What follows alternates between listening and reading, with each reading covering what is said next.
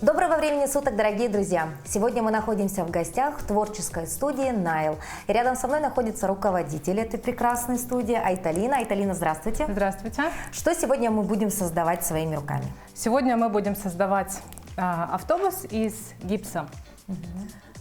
Почему вдруг такая идея? То есть из гипса обычно вазочки делают, тарелочки, а здесь автобус. Захотелось что-то сделать оригинальное, чтобы отправиться в этот Новый год в светлое будущее.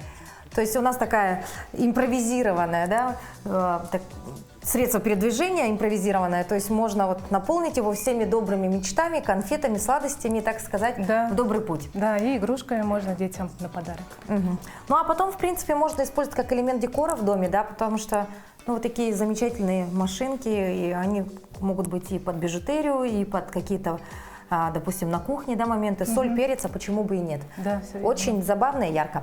Хорошо, но работа с гипсом требует определенных моментов, да, определенные знания, поэтому сегодня поэтапно расскажем все о том, как создаются такие элементы декора. Ну и начнем.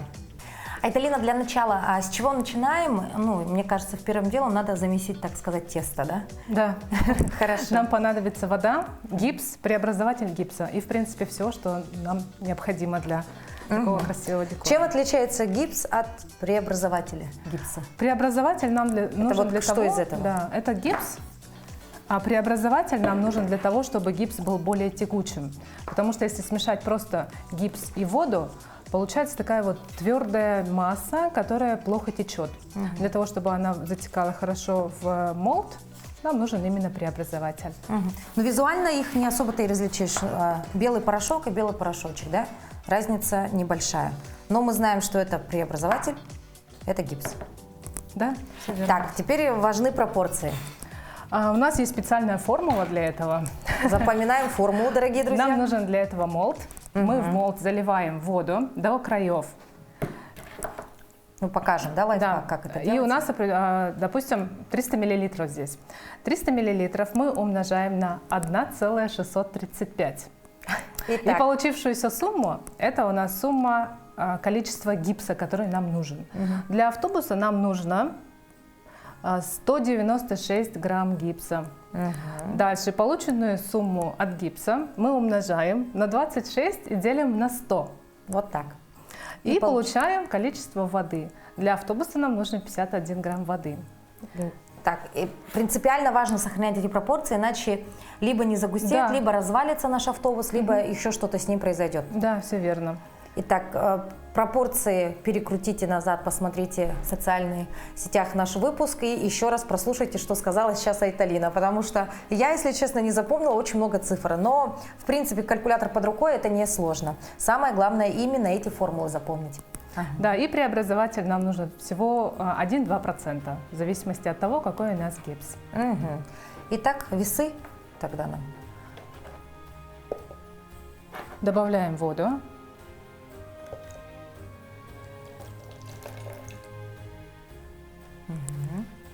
Далее нам понадобится гипс. Мы добавляем и сразу перемешиваем. Ни в коем случае нельзя добавлять воду в гипс. Мы добавляем именно гипс в воду. И замешиваем.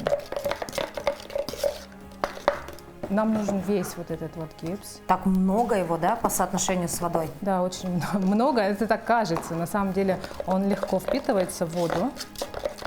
Да, и как будто бы уже 2 столовые ложки не положили. Да. В общем, так поэтапно нельзя сразу все туда бросить. Да, потому что масса так станет комкообразной. Айталина, многие наши телезрители очень часто задают вопрос по поводу материалов, которые мы используем, да? Насколько токсичен, ядовит или опасен гипс? Гипс на самом деле, конечно же, безопасен, но, конечно, лучше его не вдыхать. Это вот сейчас я сижу в эфире без маски. А в идеале лучше было бы? Да, в идеале лучше, конечно, с Ну а так, масочкой. допустим, детям маленького возраста можно тоже что-то заливать, делать из этого или нежелательно? Можно, конечно. Если да. попадет на Детям кожу, ничего страшного? Ничего страшного. Мне сейчас нужен будет, смотрите, вот в таком вот виде. Это как? Без преобразователя такую жижу, да, невозможно залить в форму, поэтому добавим Ложечку, да? преобразователя. Ложечку преобразователя. И вы увидите, как быстро масса начнет жижить, скажем так. То есть была такая густая консистенция, сейчас будет пожиже, да? Вот, видите, она уже начала быть льется. более текучей. Обратный получился эффект, да, как до этого было. Волшебство, да и только. Еще немножко, да? Да, потому что нам нужно добавить еще гипса, Еще иначе гипса. нам не хватит. Какой-то нескачаемый процесс. Добавляем гипс, он густеет, потом преобразователь опять в жидкое превращается, потом опять гипс, потом опять, то есть такой. Ну да, нужно смотреть, нужно смотреть, потому что гипс, он бывает разный. Даже если взять одну и ту же фирму, да, я беру самарский гипс, он от партии к партии отличается. Оп, вот уже Такой видно. вот. Да, она именно такой должна быть. А это, Лена, с чего вдруг решили заниматься именно таким творчеством? Не рисовать, не вышивать крестиком, а вот с гипсом работать? Я вообще начинала со свечеварения, я варю свечи, да, и свечи в гипсе очень красиво, эстетично смотрятся. Мне казалось, что что-то это сложное, да, у меня вряд ли получится, ну, почему бы не рискнуть, да? Рискнула, получилось с первого раза, потому что это несложно, справится даже ребенок. Ну и обычно же дарят свечи в каком-то подсвечнике. Было бы здорово, если у тебя и подсвечник в виде того же автобуса, да, и еще и свеча. Да, и туда, кстати, можно помимо конфет добавить свечу. Да. Это будет красивая свеча. Ну, а вот молды – это просто спасение для тех, кто работает с эпоксидкой, с глиной. Да, все верно. А с гипсом это вот такая вот формочка, почти как для запекания на кухне. Много ума не надо, залей и жди. Да, в принципе? Да. Так, у нас масса готова. Уже. Готова, да. Можем уже заливать в наш молд.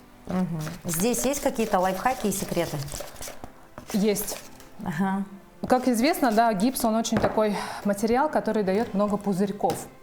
Даже в готовых изделиях, вот в этом автобусе, да, в готовом, можно найти маленькие пузыречки. Если не простукивать форму во время заливки, там могут образоваться пузыри некрасивые. Видите, вот здесь вот очень много пузырей. Да. И заливать нужно очень аккуратно, медленно. Куда? Прям по центру? Я бы искала вот дырочку, а Да, вы прям так дырочки, сверху. и вот сверху мы Ой, заливаем. мамочки. Тоненькой-тоненькой струйкой. И вот это все благодаря преобразователю. Такая у нас консистенция, что вот она тянется и спокойно Да. заливается в Так, молд. залили немного, и внизу мы немножко, чтобы не было пузырьков, поджимаем. Вот таким вот образом.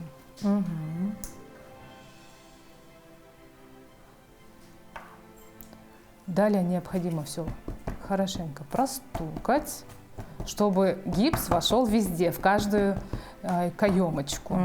Каждую деталь. У нас потому что есть тут у автобуса мелкие детали, да? Да, Какие-то вот окошки, окошки, фонари. колесики, да. На колесиках есть шины, которые должны быть естественно видны. Поэтому нужно прям очень хорошо и внимательно залить гипс в наш молд. Ну, это очень красиво, да, напоминает, я всегда удивляюсь, когда работаем с таким материалом, что это напоминает кухню. Вот на кухне все то же самое происходит. Куда ты заливаешь тесто, тоже переживаешь, все ли так получится, и не развалится ли тот или иной корж, да, и потом получаешь вкусный торт. Вот история Да. с тортами та же самая. Да, потому что, знаете, когда готовишь даже оладьи, они же всегда получаются разными. То же самое с Гипсом. с изделиями из гипса. Они тоже получаются разными. Иногда они могут вообще не получиться. А какие самые такие распространенные проблемы? Это не засыхает или раскалывается? Самая такая проблема заключается в том, что гипс, я как говорила, разный, да, и нужно каждый раз думать о том, какая партия у нас. Где-то нужно, возможно, добавить чуть больше воды, но это приходит опытным путем. Также наличие пузырьков. Оно все-таки делает изделие не совсем эстетичным. Так, ну да, все готово, и необходимо прождать какое-то время, пока изделие засохнет. А сколько? Самое главное, сколько часов? Часов, дней, суток, ночей? Вот, все также опять зависит от производителя? От производителя, от того, какой гипс к нам пришел, да. Оно может засыхать час, иногда полчаса даже, да. Но я достаю примерно через 2-3 часа, чтобы наверняка. Наверняка. Итак, оставляем наш автобус на 2-3 часа, ну а потом посмотрим, что из этого получится.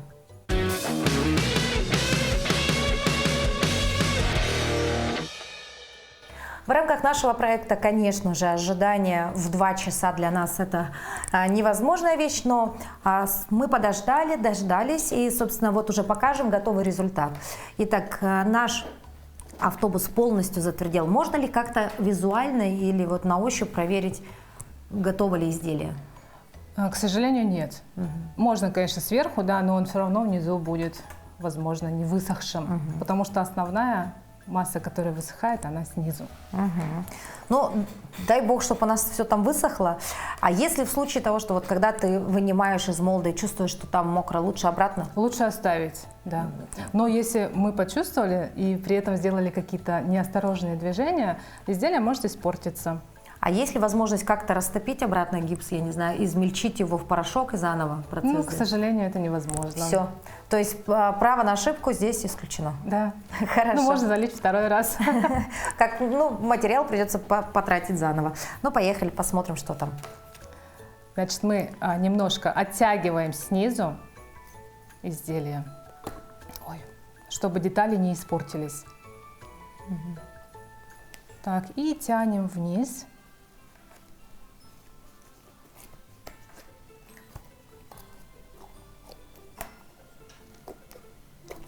Вот, наш автобус готов. Идеальный, обратите внимание, никаких погрешностей, просто как будто бы с завода откуда-то, да, проштампованный автобус. На самом деле это все сделано своими руками. Самое главное, что мы не должны видеть те самые пузырьки, да? Они в любом случае будут, да, они тут есть очень маленькие пузыречки. Но главное, чтобы их не было много и чтобы они были мелкими. Да, у нас не есть огромными. здесь еще заранее подготовленный второй автобус. Наша задача их раскрасить теперь, да? Да. Для этого используем что? Акриловые краски нам понадобятся. Кисточки. Ну и, не знаю, может быть, для кого-то фантазия, можно наклейки наклеить. Хорошо, так. Тут у нас всего 2 цвета. Заморачиваться не будем, сделаем вот как в классике жанра. Как вот было сделано на нашем первом, да?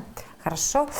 Айталина, а вообще есть ли какие-то такие важные моменты про гипс, которые категорически с ним, ну, нельзя использовать? Ну, допустим, может быть, какую-то определенную краску, или может быть лак, или может быть какой-то гель. Ну вот, то есть какие-то моменты, которые зрители должны взять на заметку. Ну, такого даже нет, честно говоря. Наоборот, нужно покрыть лаком изделие, прежде чем, допустим, залить туда свечу. Подходит даже гуашь. То есть Гипс такой любая. материал, который легко впитывает в себя любую влагу. Главное, нужно дать ему время, чтобы застыло. А как хранить гипсовое изделие? Ну, допустим, вот подарили тебе вазочку из гипса, в влажном помещении, типа ванным, он может находиться или не желательно? Если оно не покрыто лаком, то нет. Оно может просто вобрать в себя воду и просто расколоться. Поэтому, а если лаком покрыто, то в пищевую можно. деятельность? В пищевую деятельность, ну, если лаком покрыто, то уже нет. Можно хранить конфетки в упаковке, в обертке. Но я бы не рекомендовала хранить там орехи, например. Потому что мы их берем и едим сразу.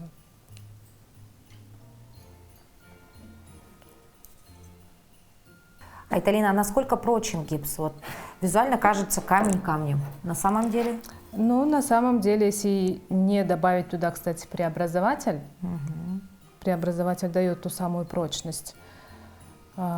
И если не покрыть лаком в 2-3 слоя, то он довольно-таки хрупкий материал.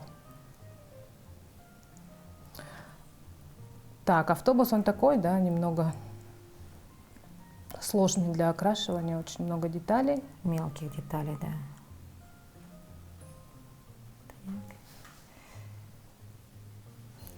Айталина, а какие такие самые популярные изделия из гипса делают на мастер-классах сегодня? Ну вот я знаю, делают тарелочки. Тарелочки, подносы, да, они очень популярны. И также подсвечники, шкатулки. Осенью были очень популярны тыквы, шкатулки в виде тыквы. Они были просто на расхват. А можно ли добавлять, допустим, в гипс какие-нибудь блестки? Или это испортит? Можно добавить, допустим, золотую поталь. Изделие будет смотреться очень так изысканно, дорого. Можно добавить краситель прямо в гипс. То есть он поменяет цвет тогда, да? Да. Айталина, а скажите, вот мы часто задаем вопрос мастерицам, рукодельницам, значит, вообще просто творческим людям, да, которые вот творят и созидают, о том, есть ли у них какая-то мечта вот в плане продвижения какого-то творческого, так сказать, пути своего. Да, у меня есть мечта. Я работаю помимо своего творческого хобби учителем английского языка. Я люблю работать с детьми. И мне бы хотелось, чтобы в мою студию приходило больше детей, да, организовывать какие-то детские мероприятия, лагерь во время каникул. Вот оно что. А если связанные мечты с творчеством? Может, хотите сделать гипсовую скульптуру? Ну вот именно с творчеством, чтобы дети приходили и занимались свечеварением, допустим, да, или делали поделки из гипса, рисовали. То есть вы не тот человек, который не любит детей, потому что с ними работает постоянно?